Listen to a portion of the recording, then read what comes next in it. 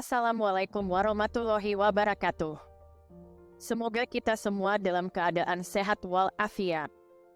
Pada kuliah kali ini akan dijelaskan tentang mindset. Selamat mengikuti. Gambar ini menjelaskan seorang yang tidak berupaya keluar dari kesulitan yang dia hadapi, padahal ada jalan keluar dari setiap kesulitan. Bila melihat gambar ini, sepertinya tidak mungkin para pekerja itu dapat menyeberangi jurang. Tetapi mereka punya cara agar bisa menyeberangi jurang. Gambar ketiga menunjukkan kerjasama akan menghasilkan hasil yang lebih baik daripada masing-masing pihak dengan egonya sendiri. Setiap orang diberi kesempatan memilih, tetapi tidak semua orang mampu menetapkan keputusan yang tepat pada kondisi yang mendesak.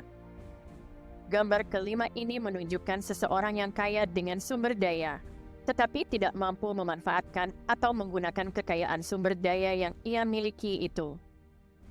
Gambar ini menjelaskan tentang orang terpengaruh dengan pendapat orang lain, sehingga tidak bisa memutuskan mana yang seharusnya ia lakukan sesuai dengan kepentingan dia sendiri pada saat ia harus membuat keputusan.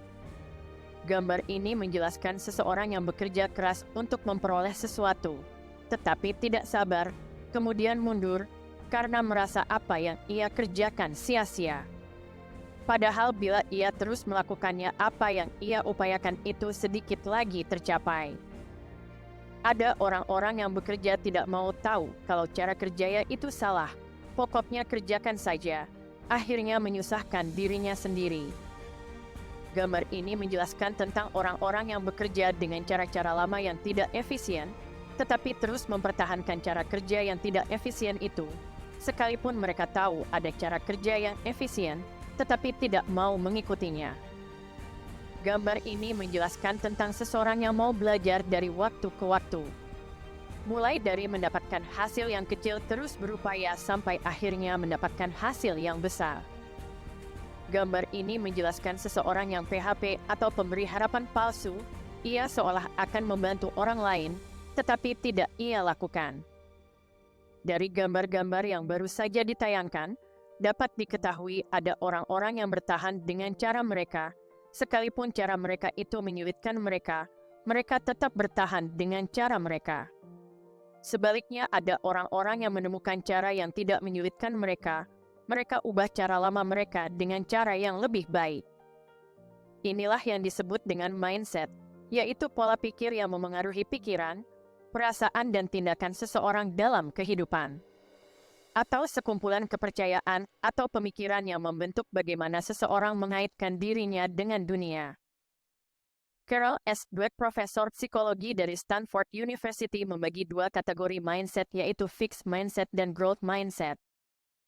Seseorang yang meyakini apa yang ia lakukan paling benar, menghindari tantangan, fokus berlebihan terhadap sesuatu yang ia ketahui saja, maka orang ini adalah tipe manusia fixed mindset. Sebaliknya, seseorang yang percaya kecerdasan dapat dikembangkan, memiliki keinginan memperbaiki diri, siap menerima tantangan dan berani melaluinya dengan penuh keyakinan, adalah tipe growth mindset. Bila seseorang berkata, "Mengapa saya harus repot?"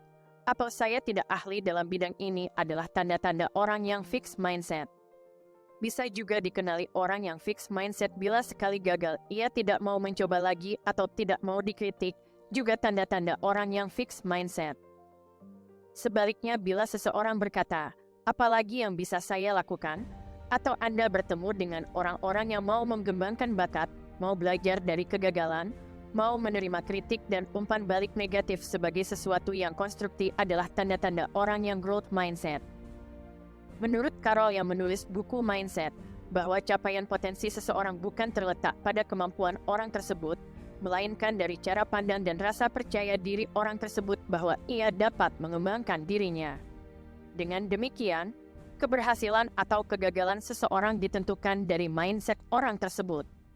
Orang-orang fixed mindset merasa dirinya tidak akan mampu menghadapi perubahan dunia yang sangat dinamis. Itulah sebabnya mereka berdiam diri dan membenarkan tindakan mereka dengan berbagai alasan pembenaran. Bagaimana mengubah fixed mindset? Ubah dengan membiasakan menggunakan kata-kata positif. Ubahlah kata-kata. saya tidak dapat melakukan, menjadi, saya dapat melakukannya. Ubah kebiasaan mengatakan, tidak mungkin, menjadi, mungkin.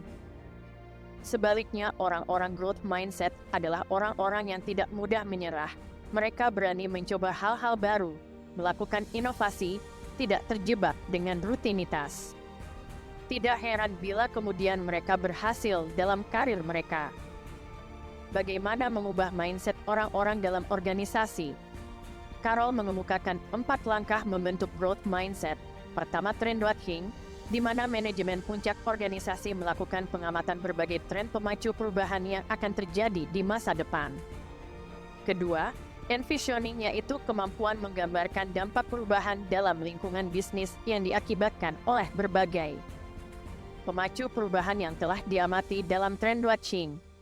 Langkah ketiga, merumuskan paradigma. Karena lingkungan organisasi di dalamnya ada customer, maka rumuskan paradigma sesuai dengan kemampuan organisasi dalam menyediakan value terbaik bagi customer. Terakhir, merumuskan mindset yang terdiri dari 3 komponen, yaitu paradigma, keyakinan dasar, dan nilai dasar. Setelah paradigma dirumuskan, kemudian rumuskan keyakinan dasar dan nilai dasar yang sesuai dengan paradigma. Paradigma di sini adalah paradigma perilaku sosial, yaitu paradigma yang terkait dengan interaksi manusia dengan lingkungannya yang terkait dengan core belief dan core value organisasi. Keyakinan dasar atau core belief adalah keyakinan tentang kebenaran visi dan kebenaran jalan yang dipilih untuk mewujudkan visi. Nilai-nilai dasar atau core value adalah nilai-nilai yang dianut bersama oleh pimpinan, karyawan, dan pemangku kepentingan bisnis yang menciptakan kekhasan dan menentukan budaya organisasinya. Core value juga merupakan nilai-nilai yang dijunjung tinggi oleh organisasi dalam perjalanan mewujudkan visi, sekaligus memberi batasan dalam pemilihan cara mewujudkan visi dan juga membentuk perilaku yang diharapkan dari anggota organisasi dalam mewujudkan visi organisasi.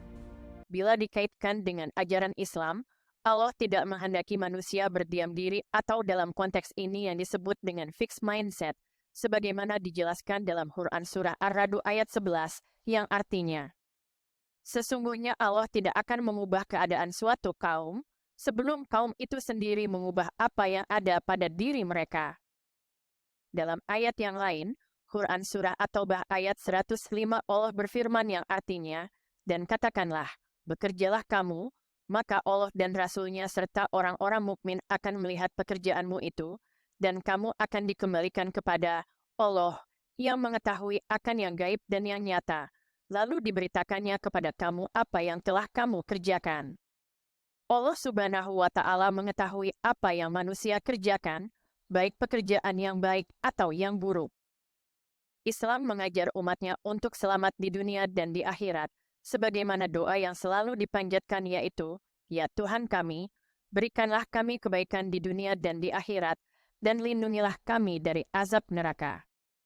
Quran Surah Al-Baqarah ayat 201. Dalam ajaran Islam, bekerja secara baik di dunia bukan semata-mata untuk memenuhi kepentingan duniawi, melainkan juga sebagai bekal di akhirat kelak. Terakhir, baik dari sudut pandang ilmu pengetahuan maupun dari sudut pandang agama Islam, manusia itu diperintahkan untuk memperbaiki dan mengembangkan dirinya ke arah yang lebih baik secara terus-menerus. Sekian kuliah hari ini, terima kasih Anda telah mengikuti kuliah ini. Ikuti kuliah-kuliah selanjutnya dengan topik-topik yang menarik dan berbeda. Jangan lupa tekan tombol like, share, subscribe, dan lonceng notifikasi untuk mendapat materi-materi kuliah berikutnya. Wassalamualaikum warahmatullahi wabarakatuh. Salam dari Erwan.